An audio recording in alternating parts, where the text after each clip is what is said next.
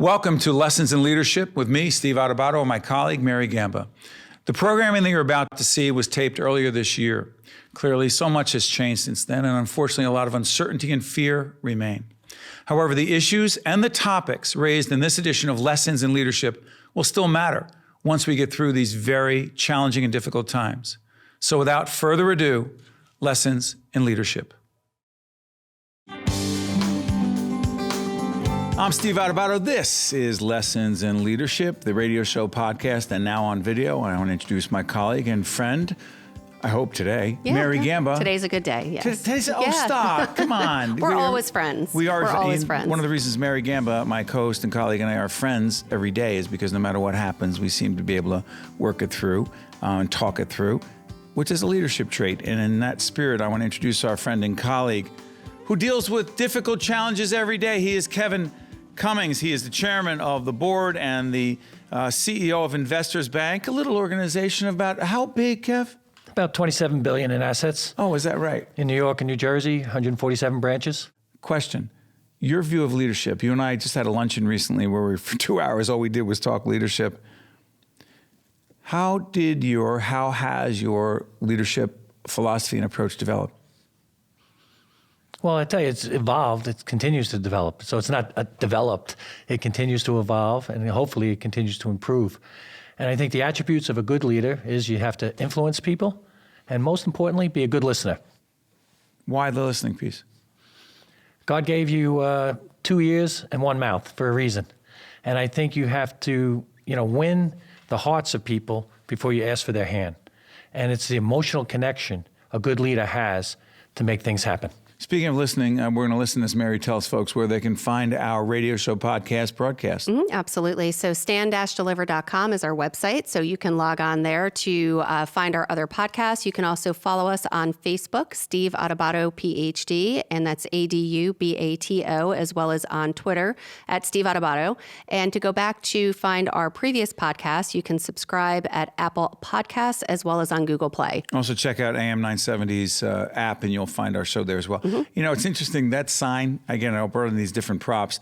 I survived another meeting that should have been an email. I know that Kevin wasn't coming in to talk about this, but seriously, what is the philosophy or approach at your place, at Investors, for meetings? Is there a meeting philosophy? Well, we like to start them on time. And I think I might be one of the worst offenders of that because of our schedules from time to time. But it's the respect that we have for other people that are coming to that meeting. And I think we want to have the meetings be timely, but we want everyone to have a voice at that meeting. So come prepared. Well, I'm going to push you a little bit. One of the areas that I do a lot of training and coaching in, and you and I have talked about this, is that I think there are too many meetings. Too many organizations have too many meetings that should be emails. That's the point of that. You send me an email, tell me what needs to be done. Why are we sitting here for an hour with you telling me everything you're doing, I'm telling you everything I'm doing, and we could have just communicated via email? Why don't we have a meeting when we really need to go back and forth, you say? I go another step further. Instead of having an email, get off your butt, walk down 2 offices, and talk to the person and get it resolved there, as opposed to copying me. How dare you say don't send an email? Right. Do we send too many? How about this? As leaders, communicators, managers, do we send too many emails? There's too many emails. I'm copied on too many emails. How do you communicate to folks, I don't want to be copied on all these emails? How do you do that? I tell them. It's simple as that. Send them an email. Stop copying me on this. I don't send them. Actually, I tell them. Actually, we were involved in a little litigation, and during the depositions, the opposing attorney said to me, I don't see any emails between you and your COO, Dominic Hammer. And I said, of course not. His office is right next to mine. So that's so interesting. I hate to say this expression, old school, but you are old school, and which means that you see it the way I do, that certain communication needs to be, should be, and is better for leaders to communicate face-to-face. For sure. Yesterday, I walked around the office, and instead of asking the CFO, let me see the quarterly financials, I went to his office and asked for him. That's atypical for a lot of CEOs. Well, actually, it was fun because I walked by our auditor's office, and KPMG had the door closed, And I knock on the door and said, "Why is this door closed? Are you guys unsociable?" When I was there, we kept the door open. When I worked at KPMG, we kept the door open. That's right. You did have that background. Exactly. By the way, when he talks about the auditors, they're coming in to do At a the quarter normal end, audit, yeah. right? How about this? Because Kevin and I also have had this ongoing discussion. They've been a big supporter of what we do in public broadcasting, and we're actually starting a series on sports and society. It's a working title. But the truth is, Kevin and I talk about sports and society a lot, sports and leadership a lot. I mentioned that there are 2 books I have. One, Urban Meyer, Above the Line, Lessons in Leadership and Life from a Championship Season. He's had some other challenges since that book was published. And this one, Mary, set this up real quick. One of our favorites, Eric LeGrand, played at Rutgers, hurt many years ago. It was, I think, 10 years ago, if you will, in a game against Army at Rutgers Stadium. Believe the victorious story of Eric LeGrand. We recently, we should rebroadcast that interview. Yeah, no, with I think Eric. we definitely should rebroadcast it. And yesterday, as a matter of fact, and the reason why I know it was 10 years ago yesterday, we're filming this now in October, that he put out on Twitter a message that simply said, "I never knew that when that happened that day, how much my life would change for the better."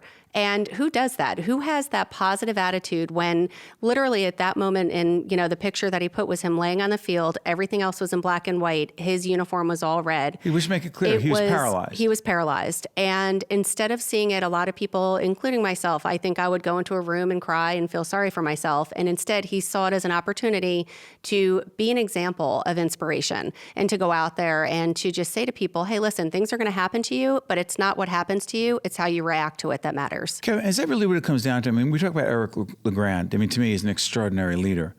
And it's not really about just sports, because it could happen in any arena. But to what degree do you see that kind of courage and positive attitude? And it's not just that I've gotten knocked down, but I'm getting back up. How much do you see that in sports and correlated, I know it's a loaded question, to leadership? Well, I think your failures are your biggest opportunities. And your successes, when you become arrogant and you start reading the headlines, they lead to your biggest failures. So it's by learning from those mistakes, learning from those failures is the great growth opportunity, leadership opportunity. And if you're not pushing yourself, afraid of failing, then you're stuck and you're going nowhere. So you have to push yourself to that edge, look at it, and say, I got to do something here. Then accept it and say, hey, I did my best. It didn't work out. Let's move on to the next project. By the way, if you're checking us out on the audio side, we're Steve Adubato, Mary Gamba. This is Lessons in Leadership. We're talking to our longtime friend and colleague, Kevin Cummings from Investors Bank. Let me ask you this. I've heard people say, my wife and I, Jennifer and I have this conversation all the time. Someone will say, I have no regrets. I have no regrets. And I sit there and I go, really? You don't? I have a really long list myself. Now, maybe it's just me, but I don't get that concept. And this is a leadership issue too. A leader who says that he or she has, quote, no regrets. I regret raising my voice in countless situations, losing my, by the way, again, read the opening chapter of Lessons in Leadership, will get the point. Blaming other people when I should have been focused more on solutions, being fearful and having insecurities that manifested themselves publicly and made it worse for other people, and a million other things. I regret that. Am I using the word regret in the wrong way for you? I don't think it's a bad thing to have regrets. I think everyone has regrets. Do you have any? Oh, for sure. As a leader? As a business leader, our journey as a company, going from $5 billion to $16 billion, the things we did and the investments we made during that change and all the things going about 1,000? Right. No. And looking at that, I'm a lot smarter now. If I could do it over, I'd do a ton of things differently. And that's how you learn. And we're doing things now, having learned from those mistakes or misinvestments or, different things that we did when we could have made, instead of being $100 million profitable, we could have been 95 and made that $5 million investment, might have a greater impact on our stock price today. So there are things that come through that you learn from, and then you change the direction in the future. As we listen to Kevin Cummings from Investors Bank, Mary and I talk about this a lot, that leaders come into their positions as CEOs, and again, you don't have to be the CEO to be the leader, from all different backgrounds. You have a finance background. So what I'm fascinated by, because I've often coached people who are the CFO and then potentially the COO, and I often find, respectfully, Kevin, with you being the exception, at least in my view, that not a lot of folks with strong financial backgrounds have what Daniel Goleman calls emotional intelligence, the flexibility. I see you shaking your head. I'm not sure if you agree or not. how did you know what you needed to do as a really good finance person, background at KPMG before this? Because that wasn't enough to be a leader, was it? The first part is just trying to be successful. At KPMG, making the partnership. It was a 12-year track. There wasn't really much. I wasn't reading many leadership books during that track. Not? No, I wasn't. I was coaching a lot, so you get a lot of benefit there. Okay. Doing Developing a lot of other coaching. people. Exactly. Okay, I'm sorry. But, taking the role of being that CEO, I was a line partner, and I didn't have a leadership position. But you're always a leader, because you have your team, you have your clients, and you have to work through some difficult situations, the late 80s, early 90s. And then when you look, it's almost, David Brooks has a great book out called The Second Mountain. New York Times. Second Mountain. You mentioned this before. Yeah. What's the premise? And the premise is, people work the first part of their careers, come out of college, they work for that first mountain. And that's the nice house in the suburbs, the nice restaurants, everything, the vacations and all the things, the material gain. And our society has been so focused on that, probably post 50s into the 60s in the last 50 years. On the second mountain, though, you make a commitment. And that commitment is either, to your family, community, a cause, or basically religion of being faithful. Making a difference? Making a difference, exactly. And I think, when you hit your late 40s, early 50s, like when I left KPMG, I saw an opportunity where I could be impactful. Not just be successful, but move from success and be significant. And I think there are numerous situations. Just recently, we had a situation where we had a bad loan, and we were able to work it out. The guy had a problem, had a son with cancer. He subsequently passed away. And he called me directly, and I took an interest in that situation, and we worked it out, and now he's staying in the house. The foreclosure process has ended. Kevin, someone said, hey, wait a minute. A leader, particularly who's fiscally responsible and conservative, would simply, devil's advocate, look at the bottom line and say, bad loan, you got to collect on a loan. You got to do something. Guy defaults. Who cares what the circumstance is? That's not how you look at it. Whether it's HR problems or anything, the easy answer is no. Do the easy thing. No is easy. Right. How do you salvage the situation and work with that person? We talked about Rutgers before. And Before we got on the air, I'm a graduate of Rutgers, did my graduate and doctoral work there. And got my Kevin's, MBA there. He's got his connection there too. And it's not just Rutgers academics we're big on, but Rutgers sports. And as we do this program, it'll be after the season. They're having a terrible football season. But what does that have to do with leadership? Well, certainly is reacting. How you react, how do you communicate it, how do you keep the enthusiasm of the team and your supporters, whether it be the alumni and people like that. But more importantly, I go back even to that Mike Rice era. When Mike Rice, the basketball coach, throwing basketballs at the players, abusing them. Go ahead. That AD, from a distance, the athletic director, Peretti, I believe his name was. Tim Pernetti, Tim Pernetti. He had a law firm come in, give him advice. He followed the law firm. He did everything by the textbook. So the easy thing would have been to fire him day one from his AD position. Sure. And then it gets out, PR nightmare, and he winds up getting fired. So what's the lesson? Again, lessons in leadership is about what we learn. What do you take from that? Well, I think you have to communicate. He didn't communicate enough up the chain. And he made the decision at his level. He did it. It was a good decision. I believe he wanted to salvage the guy. Yeah. And but he didn't communicate it up the lane. And then once it got nasty up the chain, he didn't stand up. His boss didn't stand up for him. But I'll often say this without being overly philosophical. I believe in a lot of large organizations, corporations, universities, other places. People stop it where they learn that. Again, I did a case study on the Penn State situation with Joe Paterno and the creepy coach. You know the history of what went on there. And Coach Joe didn't know. Well, I don't know whether he knew or didn't know. But if you do organizations from a leadership and communication point of view and to cover your behind point of view, decide they're going to keep it at a certain level and not raise it to a Kevin Cummings? Well, I tell you, John Kirkpatrick, the managing partner in KPMG in 1989, when he told me I made the partnership, I was elected to the partnership, said, you go alone, you die alone. You go alone, you die alone. Yeah. And he said, if you do it once and you get in trouble, I'll cut off your fingers. You do it 3 times or 2 times, I'll cut off your elbow and then your whole arm. I mean, that was a lesson. And I think even when I come up to delicate situations, I'll either speak to a board member or the lead director or my former chairman, if he was still there, and just keep them informed on a need-to-know basis. I don't want you to make a decision. I'm just letting you know this is going on. So you got to manage up and you got to manage down. Again, going back to the sports thing, you played basketball. You still play basketball? Sure.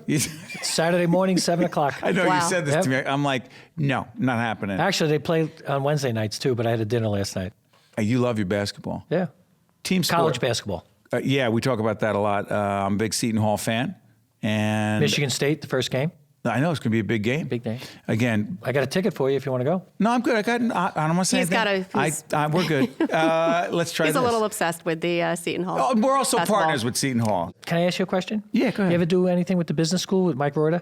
Oh, yeah. Mike is a great Isn't he friend great of ours. man? Mike is a great. In fact, Mary, He's got a great should I newsletter disclose that and I'm- everything. Yeah, he's should I fantastic. disclose I'm teaching at the Leadership, Yeah, I think Business it's- Leadership Institute, It's not a Leadership secret. It's Academy. gonna be out there. It's Leadership Institute, I believe it is. Exactly. I'm teaching there in the spring In the of spring. 2020. That's absolutely I just correct. signed on board. I do to that. one class a year. Good for you. I love it. You see, Yeah. I think I know Kevin, and we wind up having Every the same time it's something connections. Let me seriously ask you this: the innovation thing. We've been talking to a lot of people about this.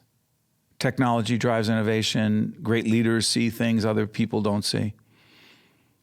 How challenging has it been for you to communicate to folks around you what you believe the bank needs to do if they frankly believe the bank needs to stay where it is? If you're not changing and getting stronger, you're going backwards. So you need to be continuing your improvement process because things are changing. And if you think you can act the same, talk the same, produce the same results in a world that today is changing 100 times more quickly than it was 10, 15 years ago, you're kidding yourself. Change is inevitable, and innovation, you have to be at the top of your game, continue to improve your processes, because the competition is unbelievable. You guys have, Investors has a relationship with the Devils. You have a relationship with some other sports figures. Because you and I talked about this recently. New York Giants. Talk about the Giants connection, and is there a Jets connection? That's not presently. But in my mind, there is, Yeah. because you have Boomer. See, it's interesting dynamic here. I'm watching a Yankee game the other day. Again, I'll date myself. They're in the middle of the playoffs. Let's leave it alone. And I see a spot that's coming up for those guys. Now, Boomer Esiason and Phil Simms, how are they connected to investors? They're our spokespeople in the marketplace. What does that mean? They're out there promoting our brand. They're two great partners because for who they are. Yes, as individual as brands. individuals, right. So we want to, my mom always said, you're known by the people you hang out with. And our partners are the Giants, the Devils, Boomer, and Phil. Fan, F-A-N, fan. And by the way, that studio, does the studio have the investor's name on it too? Yeah, in the morning show. But that's an investment. But even, Barnabas is Our in with partners the as well, Devils, right. so we're involved with them. It's New Jersey-based corporations trying to make the communities better. But what's interesting about that is, again, it goes that, this book on relationships I often talk about by John Maxwell, how much of your success as a leader comes down to, I know we talk about this almost every show, Mary, spending your time building, strengthening relationships. As you move on in the corporate ladder, it's more important to focus on the relationships than the technical matter. Because? Because that's where you get people to step out of their comfort zone, the trust factor builds up, and the direction of the company, they're on board, they're on the bus. So as time goes on, those discussions, I had a difficult discussion yesterday with a senior executive through the budget process. He got the message that he probably didn't want to hear. We need another 10%. And that's those difficult discussions that you need to have, look them in the eye and say, here's where I'm coming from. This is what we need. This is the results. Here's where we've been, but here's where we want to go. But he wasn't happy. And Mary, one of the chapters in our book, Lessons in Leadership, comes from the great Colin Powell, sometimes great leaders. Mm-hmm. Oh, you're going to make me say it? Yeah, you say it. Piss people off. Yeah, sometimes great leaders piss people off. Is it difficult for you? Again, you and I talked about being coached by certain kinds of very tough coaches, and we went to Catholic school where sometimes I think the rules were different in terms of the way you were spoken to very aggressive, very much in your face by either Christian brothers in my case or priests or whomever. The good Jesuits in my case. I hear you. Maybe there's a I little got a bit quick of it. story, right? Go ahead. Sophomore in high school, we get out of practice late downtown. Where you at? What school? St. Peter's Prep. That's right. Downtown Jersey City. And some of the local kids, used to chase us away from the bus stop Sure. to want to take our money. And so we run to Exchange Place, get on the bus. I go to class, after Thanksgiving when I got smacked in the head, bounced my head into the hard bus, big bruise on the middle of my forehead. I go to Father Foley. I said, Father Foley, these guys, you should have someone out there watching out for us. He looks at me and says, you guys got to toughen up. It's good to take a beating once in a while. Mary. Imagine saying that today. Mary, I know you think I exaggerate. That's you better fend for yourself. Yeah. And we'll have another discussion about how some of us have overcompensated with our kids and gotten the I other think way. all of us as a community are overcompensating. I think that's one extreme, and where we are now is another, and hopefully we'll level out somewhere in the middle. We'll find that balance. But I was trying to get to a thing here about pissing people off. How much of your experience in sports as a player, as someone who loves sports, who's a student of it, and you got to make some tough decisions. Coaches do. They sit people down. They do all kinds of things. How much of your ability to do what has to be done on behalf of the company, which sometimes gets people upset, I'm not going to keep saying piss people off, is easier for you because of that background? Well, it certainly makes it easier. I tell you, when you have personnel decisions, I used the example the other day, when you have to cut a 12-year-old, whether it's a boy or a girl from the basketball team because you have only 15 slots, and it's a great kid and you have to do it. But I think once the decision is made, it's done. You don't keep replaying it. Did I do the right thing? Could I have done something different?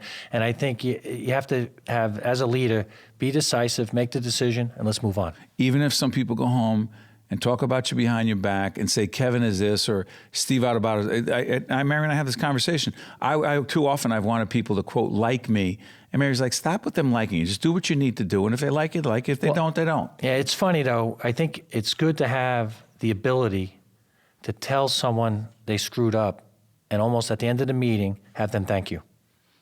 Now, I'm sorry, I've never seen that. No. Thank you, sir. There's an May I art. have another? There's an art to it. You can tell people. It's a teaching moment.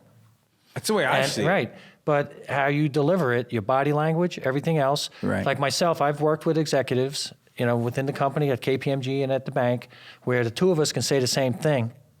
They get pissed off at someone else, and hopefully I have that likability factor where, hey, all right, maybe I should be thinking about it. It's not just what you say, It's but how you say it. Exactly.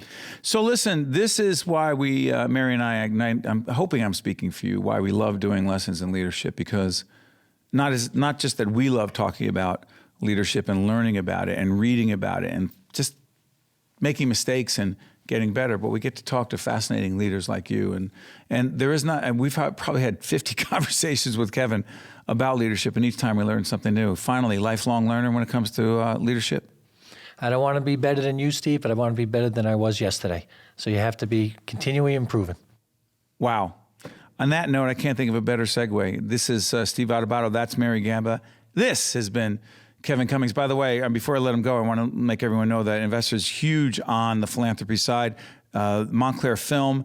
If you go by Montclair Film in our hometown of Montclair, New Jersey, there's Montclair Film, and the name Investors is all over it, right? The Investors Bank Film and Studio Center. It's beautiful. Investors, it contributes to so many organizations, and also they support what we do on public broadcasting. Thank you, Kevin.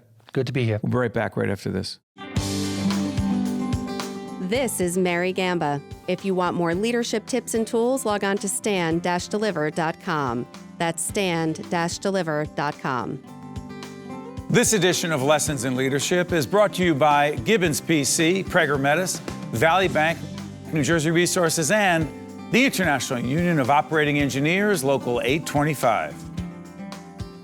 Steve Adebato, this is Lessons in Leadership with my colleague Mary Gamba. That was a great conversation we just had with Kevin Cummings from Investors. Your biggest takeaway was? With Kevin, it's great. We've spoken to Kevin countless times, and with every time I learn something new. And this time, again, it goes back to the theme of innovation and change or die. And I know we keep talking about it, but it's becoming clearer than ever that you need to always learn from your mistakes and then use them to innovate and try something new. So Mary and I were on a call the other day. Very often lessons in leadership is about stuff that happens in our lives. And our attitude is we think it's happening in other people's lives as well. Mary and I were having a conversation. She had left work. She had put in a long day. She has her kids and her family, and she's dealing with a whole range of issues in her life that have nothing to do with work and everything to do with life. Yeah. And I don't know, maybe it was 6 or 6:30, and I called you on the phone. 6:45, sitting in my driveway. My husband and the dog looking out the window. What's going on? Are you serious? Yeah, and I'm doing like one minute. And I think I was complaining about something. Yes. I was. You were, yes. And you were trying to be patient. Yeah. And the irony was it was about our beautiful studio here, Yes. which Brian and his team, Brian, thank you At again East so Main- much, at East Main Media. And I don't know what I was saying, but I was do, saying, and I'll why remind don't you. let's not get into the weeds. No, and I'm Go not going ahead. to get into that, but it But all this is a boiled metaphor down to... for all the other things that go around in our lives and we don't respond the right way, which is a life lesson and a leadership lesson. Go Yeah, ahead. I took a deep breath, and finally I said the words, I am not a producer. And I paused because I needed you to hear what I was saying, which was the thing that we were arguing about involved something that I frankly had no idea what you were talking about. But I was You were frustrated. using words, you were talking about blocking and this and that. And I go, first of all, what is blocking? And I think I put some expletives in there. We're not talking about football or the NFL. Exactly. I But was this talking goes about on the in way business every day. I said, doesn't really matter, except I was saying, Mary, how are we going to block the show? How are we going to set up the show? Yeah. And I'm talking to her. Where was the leadership? Where was this? Where was that? And I paused and said, I am not a producer. And I said it like 5 times. And then to your credit, you realized this is an irrational conversation. All it had to be was, all right, yesterday we decided that we're going to do this amazing show. And not literally. And now what I want is this. And next time, can you do it this way? And that's where you and I agree to disagree of the level of, especially at that time of day when because the rest of our work beyond the television stuff and the radio stuff that we're doing, a million things. And that's everybody Not to mention everywhere, family. multitasking, exactly. And it is. I think that's when you and I just hit that pause button and say, all right, recharge. What do we need to get done? And now let's fix it. So it's so funny. I often use this expression when I'm coaching people about leadership and management and communication. And I'll say, look, it's not about perfection, but sometimes it's about your batting average, meaning it's so interesting. I think that when I say my batting average, I mean anyone's, that my batting average when it comes to dealing with these things is a lot better than what it was. Oh, exponentially better. Okay, and I'll often tell my wife that, and she'll say, I'm not impressed. So, But I didn't say how it's going at home. I'm just saying how it's going in the office. but it's my batting average is better in both cases, but that's not my point. My point is this. When you're doing the thing that is not healthy and you're communicating in a counterproductive way and you're blaming and you're snarky and you've got a terrible attitude, it's not enough to turn around and go, you know what? I have a really good batting average, and this is the exception. Yep. And why are we focusing on this? Because that level of defensiveness, I'm doing air quotes if you're listening on the radio or audio side, what is that? And I'll often do that. You and I talk about the 24-hour rule. I know I beat it like a dead horse, but that 20, and then in this case, Tell folks the 24-hour rule. Yeah, 24-hour rule. If something really egregious happens, it came from sports, right? If, I wasn't Sure. played enough, or I didn't get to, be up first at bat. And Wait 24 hours before what? before talking to the coach. Or not. Or not. Because usually the next day, whatever it is that you were so upset about Right. doesn't really bother you anymore. Is this work for husbands and wives? Yes. The 24-hour rule. Absolutely. As does don't go to bed angry. And for us, it's don't end the workday or angry. It doesn't help. I can't go to sleep. I don't know if you lose sleep over it. I do. And I'm sure there's a lot of leaders that feel the same way. Wow. Why don't we just have Mary do the show and I'll just hang around, and when she needs me to jump in, I will. This has been Lessons in Leadership with Steve Adubato and Mary Gamba. We are coming to you from East Main Media Studios in beautiful Little Falls, New Jersey. And folks, you're checking us on AM 970 on the radio, on our podcast, and on the AM 970 app as well. You might be seeing us on the video side. And also, Mary, where else? On Facebook, Steve Adubato, PhD, and that's ADUBATO, as well as on Twitter at Steve Adubato. And you can subscribe to Apple Podcast and Google Play to get all of our past episodes. Lessons in Leadership. Check you out next time. This is Mary Gamba. If you want more leadership tips and tools, log on to stand-deliver.com. That's stand-deliver.com. This edition of Lessons in Leadership is brought to you by Gibbons PC, Prager Metis, Valley Bank, New Jersey Resources, and the International Union of Operating Engineers, Local 825.